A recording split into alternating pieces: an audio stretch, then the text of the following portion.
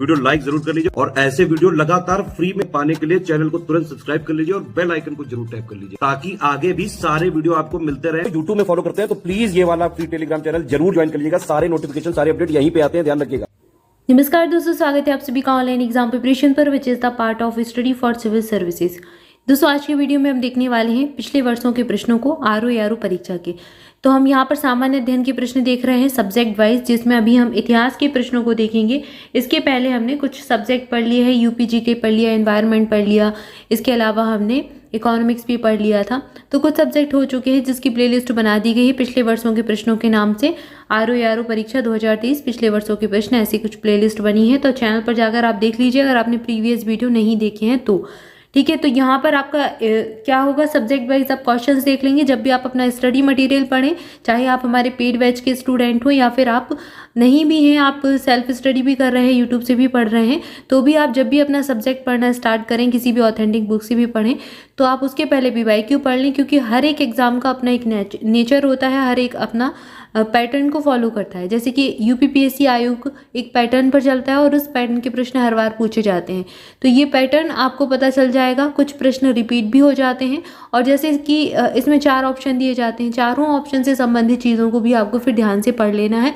जैसे कुछ क्रोनोलॉजिकल वाले प्रश्न आते हैं, कालक्रम के अनुसार लगाने के लिए आते हैं, तो उनको सबको याद कर ली। हो सकता है अगली बार कोई दूसरा पूछ लिया जाए। तो ऐसे ही ये चीज़ आपको PYQ पढ़कर ही मिलेगी। तो PYQ पढ़ना जरूरी होता है, कंपलसरी ही है। और अगर आप आरओ 2023 की परीक्षा दे रहे हैं तो सबसे पहले PYQ पढ़ लें, अपना सिलेबस देख लें। सिलेबस का वीडियो ऑलरेडी आ चुका है तो उसको एक बार जरूर देख लें। और एक वीडियो और चैनल पर आया था जिसमें बताया था कि किस सब्जेक्ट से कितने प्रश्न आते हैं, कितने क्वेश्चंस आते हैं किस टॉपिक से, तो ये भी डला हुआ है, तो उसको भी जरूर देख लें ताकि आपको जब भी आप पढ़ाई करें तो आपको हेल्प मिल जाए। चलिए आज के प्रश्नों को स्टार्ट करते हैं। सबसे पहला प्रश्न दिया गया है, निम्नलिखित में से किसने रविंद्रनाथ टैगोर को महान प्रहरी कहा था? रविन्द्रनाथ टैगोर जी को महान प्रहरी कहा था महात्मा गांधी ने। महात्मा गांधी के द्वारा इनको महान प्रहरी कहा गया था। ऑप्शन बी सही उत्तर हो जाएगा। अगला प्रश्न है, बेरोजगारों की सहायतार्थ दिल्ली के निम्नलिखित सुल्तानों में से किसने रोजगार कार्यालय की स्थापना की थी? तो ये फिरोज शाह तुगलक के द्वारा की गई थी। अगला प्रश्न है, हिंदुस्तान रिपब्लिक संगठन की स्थापना की गई थी, कब कहाँ पर की गई थी? तो ये कानपुर में की गई थी। ऑप्शन बी सही उत्तर हो जाएगा। तो ऐसे जब संगठन पढ़ें तो किस संगठन की स्थापना कब की गई, कहाँ पर की गई, ये आपको पढ़ना है। आप चाहे तो आप एक लिस्ट बना लें, एक आप टॉपिक डाल लें, जैसे सब्जेक्ट हिस्ट्री डाल लें और उसके टॉपिक लिखते जाएं कि आपको ये टॉपिक पढ़ना है। जैसे जिस टॉपिक से आपको प्रश्न मिल रहा है वो टॉपिक आप नोट करते जाएं और उन टॉपिक को जरूर से पढ़कर जाएं, क्योंकि वो इंपॉर्टेंट टॉपिक्स होते हैं जो एग्जाम में पूछ लिए जाते हैं। अगला प्रश्न है, निम्नलिखित मध्ययुगीन शासकों में से कौन एक उच्च शिक्षित था? सबसे ज़्यादा मतलब जो हायर एजुकेशन है किसने प्राप्त किया था? मध्ययुगीन शासकों की इसमें बात हो रही है। तो इसमें ऑप्शन डी सही उत्तर हो जाएगा, शेरशाह सूरी। इसलिए आप देखते हैं grand trunk road Sher Shah Suri मार्ग जो बनवाया था, ठीक है, और इनके द्वारा काफ़ी और भी काम करवाए गए थे। अब यहाँ पर ऑप्शन डी सही उत्तर हो जाएगा। अगला प्रश्न यहाँ पर कथन वाला पूछ लिया है, 2 कथन दिए गए हैं, बताना है कौन सा सही है और व्याख्या कर रहा है या फिर नहीं कर रहा। पहला कथन दिया गया है, महात्मा गांधी द्वारा 1922 में असहयोग आंदोलन स्थगित कर दिया गया था। दूसरा कथन दिया गया है, इस स्थगन का CR दास एवं मोतीलाल नेहरू द्वारा विरोध किया गया था। तो यहाँ पर दोनों ही कथन तो सही दिए गए हैं, लेकिन ये इसकी व्याख्या नहीं कर रहा। मतलब स्थगित कर दिया, लेकिन स्थगित का कारण दूसरा दिया जाना चाहिए कि क्या कारण था, तो ये कारण तो नहीं हुआ, ठीक है ना, ये तो एक और दूसरा फैक्ट हो गया। तो ऑप्शन बी सही उत्तर चुन लेंगे। अगला प्रश्न है, बेसनगर अभिलेख का हेलियोडोरस कहाँ का निवासी था? बेसनगर अभिलेख का जो हेलियोडोरस है ये कहाँ का निवासी था? तो ये तक्षशिला का निवासी था। ऑप्शन बी सही उत्तर हो जाएगा। अगला प्रश्न है, मध्यकालीन भारत के मुगल शासक वस्तुतः थे, ये क्या थे? ये चगताई तुर्क कहलाते थे। जैसे कि इनकी या फिर वंश कहें, जात कहें, चगताई तुर्क इनको कहा जाता था, मध्यकालीन भारत के मुगल शासकों को। ये प्रश्न कई बार पूछा जा चुका है, जैसे UPPCS ने पूछा है, अदर स्टेट PCS भी ऐसे प्रश्न पूछ चुका है। अगला प्रश्न है, मुगल मनसबदारी व्यवस्था के संदर्भ में कुछ कथन दिए गए हैं, उन पर विचार करना है। आइए देखते हैं कथन। पहला कथन दिया गया है, जात एवं सवार पद प्रदान किए जाते थे। तो मनसबदारी जो व्यवस्था थी, मनसबदारी जो प्रथा चल रही थी मुगल काल में, उसमें जात और सवार पद दिए जाते थे। 2 पद होते थे, जात और सवार। मनसबदार अनुवांशिक अधिकारी होते थे, तो ये कथन तो बिल्कुल गलत दिया गया, ऐसा नहीं है। मनसबदारों के 3 वर्ग थे, बिल्कुल सही दिया गया है।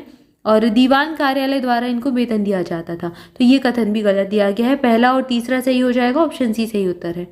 अगला प्रश्न है भगवत संप्रदाय में भक्ति के रूपों की संख्या है। तो भक्ति जो है नवदा भक्ति की संख्या दी गई है। नवदा यानी कि 9 प्रकार की भक्ति के रूप बताए गए हैं। ऑप्शन सी सही उत्तर हो जाएगा, जिसमें माधुर्य भाव, दास्य भाव ये आप देखते हैं। अगला प्रश्न है बुद्ध कौशाम्बी किसके राज्यकाल में आए थे। ये उदयन के राजा उदयन थे, उनके शासनकाल में आए थे। इसके बाद अगला प्रश्न है किस मुगल बादशाह ने बलबन द्वारा प्रारंभ किया गया दरबारी रिवाज। एक दरबारी रिवाज था सिजदा, इसको समाप्त कर दिया था। तो ये शाहजहां के द्वारा समाप्त किया गया था। ऑप्शन सी सही उत्तर है। अगला प्रश्न है शक विजेता किसे कहा जाता है। किसको जाना जाता है शक विजेता के नाम से। तो शक विजेता जिन्होंने शकों पर विजेता प्राप्त की ये थे चंद्रगुप्त द्वितीय। ऑप्शन सी सही उत्तर हो जाएगा। अगला प्रश्न है निम्नलिखित में से कौन एक कथन मोहम्मद अली जिन्ना के विषय में सही नहीं है। अब प्रश्न को ध्यान से पढ़ना है, नहीं है पूछ लिया, कौन सा गलत है ये हमें छांटना है। तो वे 2 राष्ट्र सिद्धांत के समर्थक थे, तो बिल्कुल सही दिया गया है।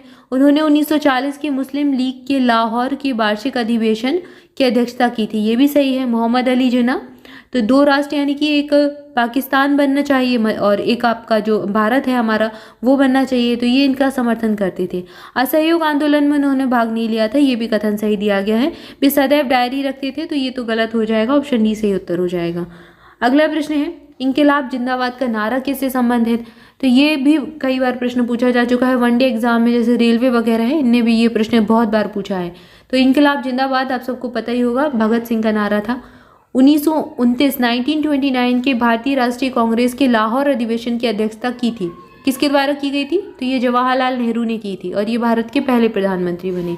अगला प्रश्न है निम्नलिखित में से किस महिला क्रांतिकारी ने दीक्षांत समारोह में अपनी उपाधि ग्रहण करते समय अंग्रेज गवर्नर पर गोली चलाई थी। ये थी बीना दास। ऑप्शन सी से उत्तर हो जाएगा। अगला प्रश्न है विष्णु के किस अवतार को सागर से पृथ्वी का उद्धार करते हुए अंकित किया जाता है। ये बराह अवतार है जिसमें ऐसा दिखाया जाता है कि सागर से पृथ्वी का उद्धार कर रहे हैं, ऐसा अंकित किया गया है बराह अवतार में। अगला प्रश्न है राजा नंद का उल्लेख करने वाला अभिलेख प्रमाण है। ये खारवेल का हाथी गुम्फा अभिलेख है जो कि राजा नंद का उल्लेख करने वाला अभिलेखीय प्रमाण है। अगला प्रश्न है 1857 के निम्नलिखित क्रांतिकारियों में से किसका वास्तविक नाम रामचंद्र पांडुरंग था। ये थे तात्या टोपे जिनका ये वास्तविक नाम था। तात्या टोपे इनका नाम रख दिया गया था लेकिन इनका वास्तविक नाम था रामचंद्र पांडुरंग, और ये प्रश्न भी कई बार एग्जाम में पूछा ही जा चुका है। अगला प्रश्न है 1907 के भारतीय राष्ट्रीय कांग्रेस के सूरत के वार्षिक अधिवेशन के अध्यक्ष कौन थे। ये थे आरबी घोष। इसके बाद अगला प्रश्न दिया गया है, यहाँ पर देखिए सारनाथ की भूमि स्पर्श मुद्रा वाली बुद्ध प्रतिमा कालांकित है। ये कहा मतलब किस काल से अंकित है। तो ये गुप्त काल से संबंधित है। ऑप्शन बी सही उत्तर हो जाएगा। अगला प्रश्न है रजत सिक्के जारी करने वाला पहला गुप्त शासक कौन था जिसने रजत यानी कि चांदी के सिक्के चलवाए। तो ये था चंद्रगुप्त प्रथम। अगला प्रश्न है एलोरा के कैलाश मंदिर का निर्माण किसने करवाया। ये प्रश्न भी कई बार अलग अलग स्टेट पीसीएस पूछ चुका है, राष्ट्रकूटों ने करवाया था। अगला प्रश्न है आज़ाद हिंद फौज के अधिकारियों के उनके लाल किले में चल रहे मुकदमे में उनके पक्ष से निम्नलिखित में से किसने वकालत की थी। ये थे सर टीवी सप्रू, इनके द्वारा वकालत की गई थी। अगला प्रश्न है मुस्लिम लीग द्वारा निम्नलिखित में से किस तिथि को सीधी कार्यवाही दिवस या फिर प्रत्यक्ष कार्यवाही दिवस भी इसको कहा जाता है, ये निश्चित किया गया था। तो ये मनाया गया था 16 अगस्त 1946 को। ऑप्शन बी सही उत्तर हो जाएगा। अगला प्रश्न है बेरोजगारों की सहायता करने के लिए निम्नलिखित में से किसने रोजगार कार्यालय की स्थापना की। ये प्रश्न रिपीटेड हो गया, फिरोज शाह तुगलक के द्वारा किया गया था। अगला प्रश्न है निम्नलिखित में से भारतीय राष्ट्रीय कांग्रेस के किस अधिवेशन में कांग्रेस अध्यक्ष के चुनाव में सुभाष चंद्र बोस ने पट्टाभी सीतारामैया को पराजित किया था। तो यह था त्रिपुरी का अधिवेशन, त्रिपुरी अधिवेशन कहा जाता है 1939 का। निम्नलिखित में से कौन इस्लाम से प्रभावित था। नामदेव थे। ये अलग अलग संत हुए हैं, चैतन्य महाप्रभु, मीराबाई, वल्लभाचार्य। तो इनमें से नामदेव थे, ये इस्लाम से भी प्रभावित थे। अगला प्रश्न है निम्नलिखित में से कौन सा एक सही सुमेलित है। Lajpat Rai poverty and unbritish rule in India, ये दादा भाई नौरोजी की है, इनकी नहीं है। दादा भाई नौरोजी अनहैप्पी इंडिया, ये बदल के दे दी। रफीक जकारिया, ये सही मिलान दिया गया है। The man who divided India, ये इन्हीं की पुस्तक है, और ये वाला भी गलत हो जाएगा। तो ऑप्शन सी सही उत्तर हो जाएगा। हमें सही सुमेलित चुनना है, जो सही मिलान दिया गया है वो वाला हम चुन लेंगे। ऑप्शन सी सही उत्तर है। तो यहाँ पर दोस्तों हमने कुछ प्रश्नों को देख लिया। हमारे 270 प्रश्न कंप्लीट हो चुके हैं। कुछ और प्रश्न बाकी हैं जिनको अगली वीडियो में हम देख लेंगे। तब तक के लिए आपसे भी चैनल के साथ जुड़े रहें। हमारे पेड बैचेस से जुड़ने के लिए आप इन नंबर्स पर कॉल करके जानकारी ले सकते हैं या फिर डिस्क्रिप्शन में दी गई डिटेल को फॉलो कर सकते हैं। इसके अलावा study for civil services application launch हो चुका है, तो प्ले स्टोर पर जाकर आप इसको इंस्टॉल कर लीजिए अगर आपने अभी तक नहीं किया है। और यहाँ पर लगातार हर एक एग्जाम के लिए नए नए इनिशिएटिव लाए जाते हैं, प्रैक्टिस क्विज, टेस्ट सीरीज सारा कुछ अवेलेबल है। और अब आप हमारी PDF यानी कि स्टडी फॉर सिविल सर्विसेज की जो करंट अफेयर होता है, करंट अफेयर की पापा वीडियो की PDF या फिर monthly current affair, weekly current affair, daily current affair, वो आप अब एप्लीकेशन पर पढ़ सकते हैं। एप्लीकेशन पर अवेलेबल है। अब मतलब आपको हमारा करंट अफेयर पढ़ने के लिए, उसकी PDF लेने के लिए पूरा कोर्स लेने की जरूरत नहीं है, आप सिर्फ करंट अफेयर की PDF भी ले सकते हैं। ये एप्लीकेशन पर सुविधा दे दी गई है, तो ये चीज़ आप एप्लीकेशन पर जाकर देख सकते हैं। और जुड़े रहें चैनल के साथ। Thank you for watching this video. मिलेंगे नेक्स्ट वीडियो में। Thank you so much.